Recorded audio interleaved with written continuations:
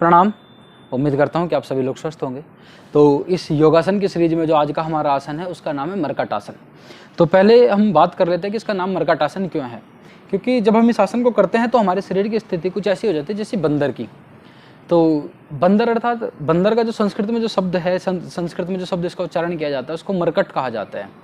तो मर्कट मतलब बंदर हुआ और आसन मतलब आसन एक स्थिति, ऐसी स्थिति जिसमें हमारे शरीर बंदर के आकार की तरह का हो जाता है, उसे मर्कट आसन कहते हैं। तो इसे करने की 3 विधियां हैं। तो नंबर 1 हम सीख लेते हैं, पहले विधियों की बात कर लेते हैं। विधियां कैसे करनी है कि सबसे पहले हमें लेट जाना है और लेट करके क्या करना है, अपने पैरों को मोड़ करके अपने हिप्स के पास रखना है, ऐसे नज़दीक, बहुत ज़्यादा दूर नहीं रखना है, नज़दीक रखना है। और उसके बाद हाथों को ऐसे फैला देना है, हाथों को कंधों के बगल में फैलाना है बिल्कुल। और हाथों को फैलाने के बाद क्या करेंगे, हमें दोनों घुटनों को एक साथ एक साइड बैंड करना है और नेक जाएगी हमारी opposite side. Again side change, exhale करते हुए डाउन, वापस एक्सेल डाउन,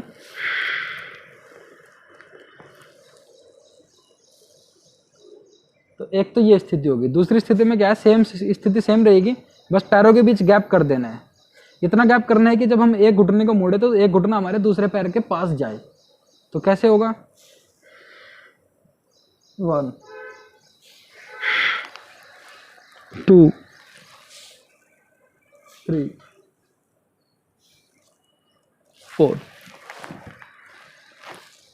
5, वापस। तीसरी स्थिति में क्या होता है, तीसरी स्थिति में करना है, एक पैर को उठा करके हाथ ऐसे ही फैले हुए रहेंगे, एक पैर को उठाना है ऐसे और एक साइड ये ऐसे यहाँ तक लेकर जाना है, नेक अपोजिट। दूसरा पैर स्टेबल रखने की कोशिश करेंगे जितना स्टेबल हो सके।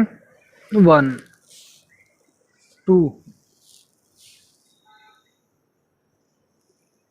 तो ये तो हमारी सामान्य स्थितियाँ थी, ये थी हमारी तीनों की तीनों स्थितियाँ कि कैसे हम मर्कट आसन करें। अब बात करें इसके फायदों की कि इससे क्या क्या फायदा हमारे शरीर के लिए होता है। तो सबसे पहले ये हमारी लोअर बैक की जो स्टिफनेस है, लोअर बैक में जो पेन है, खिंचाव है, दर्द है, तनाव है, उस लोअर बैक के दर्द खिंचाव को दूर करता है, उसको रिलैक्स पोजीशन में लेकर के जाता है। उसके साथ साथ क्या करती है, हमारे हिप्स मसल्स के लिए बहुत अच्छा काम करता है। ग्लूटस मैक्सिमस, मिनिमस और मीडियस सब पूरे ग्लूट्स के लिए काम करता है। उसके साथ साथ क्या करता है, जब हम पैर सीधा करके ले जाते हैं तो ये हमारी हैमस्ट्रिंग मसल्स में भी थोड़ा खिंचाव देता है। इससे क्या होता है कि हमारी हैमस्ट्रिंग मसल्स की जो स्टिफनेस है या थकान है, या हम हैवी वर्कआउट करने के बाद जो हमारी हैमस्ट्रिंग मसल्स थक गई है या ज़्यादा रनिंग की वजह से हैमस्ट्रिंग टाइट हो गई है, उसको भी रिलैक्स करने का काम करता है, उसको उसकी फ्लेक्सिबिलिटी को इंक्रीज करता है और उसके ब्लड फ्लो में ब्लड का फ्लो भी प्रॉपरली पहुँच जाता है पूरे के पूरे पैरों में।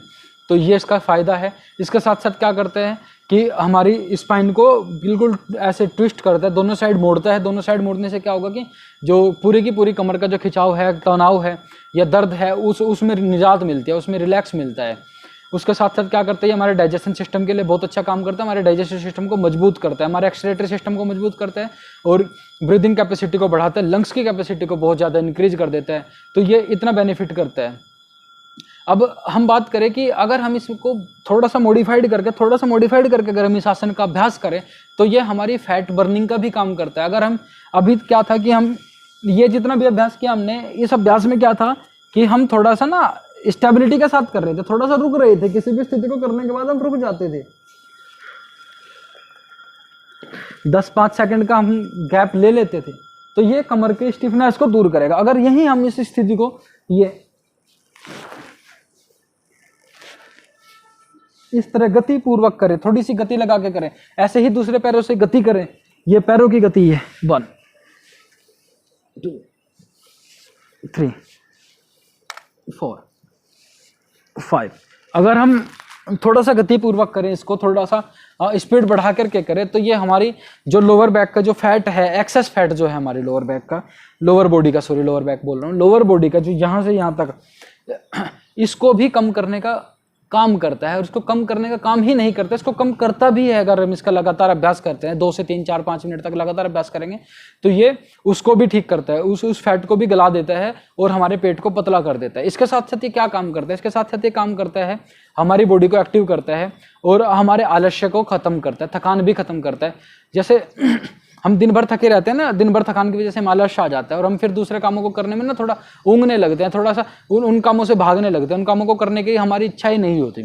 तो ये हमारे शरीर को इतना एक्टिवेट कर देता है, इतना मतलब हमारी थकान को और हमारे आलस्य को इतना ऐसे हमारे शरीर से दूर भेज देता है और हमारा शरीर बिल्कुल एक्टिव होकर के बंदर की तरह एक्टिव हो जाता है। बंदर मतलब कि हर एक काम करने को उद्यत रहता है हमेशा। बंदर में ये नहीं देखा जाता कि वो किसी काम को करने के लिए रुक गया हो, उसको जो काम करना है उसको करना है। तो इतना एक्टिव हमारे शरीर को कर देता है और हमारा मन भी उसी हिसाब से फिर हमारे दिमाग हमारे शरीर के हिसाब से काम करने लगता है, हमारे हिसाब से काम करने लगता है। तो मीन्स ये है कि ये हमारे आलस्य को, थकान को बिल्कुल ही खत्म कर देता है। तो इतना बेनिफिट करता है हमारे उसमें।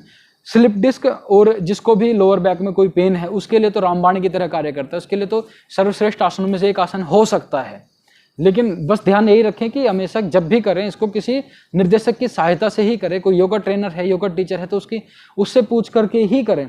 क्योंकि कई बार क्या होता है कि अगर थोड़ा ज़्यादा ही इंजरी में कंडीशन थोड़ी ज़्यादा बिगड़ी हुई है तो फिर शरीर का हिसाब देख करके, शरीर के अनुमान से शरीर कैसा किस प्रकार रिस्पॉन्ड कर रहा है उस हिसाब से देख करके अभ्यास कराया जाता है, एंगल चेंज करा करके अभ्यास कराया जाता है, जिससे कि मैक्सिमम बेनिफिट मिले और कम से कम हानि हो। अगर हानि तो होगी नहीं, सबसे पहले तो बात की होगी नहीं, तो उससे भी बच सकें। तो इन चीज़ों का अभ्यास रखना है। किसको नहीं करना है? जिसको लोअर बैक में कुछ ज़्यादा ही जबरदस्त वाली इंजरी है या कुछ ऐसी इंजरी है जो मतलब काफ़ी टाइम पुरानी है तो फिर निर्देशक की सहायता से ही करें। दूसरा क्या, जिसको हर्निया है, जिसको हर्निया की समस्या है उसको भी किसी निर्देशक की सहायता से ही करना चाहिए।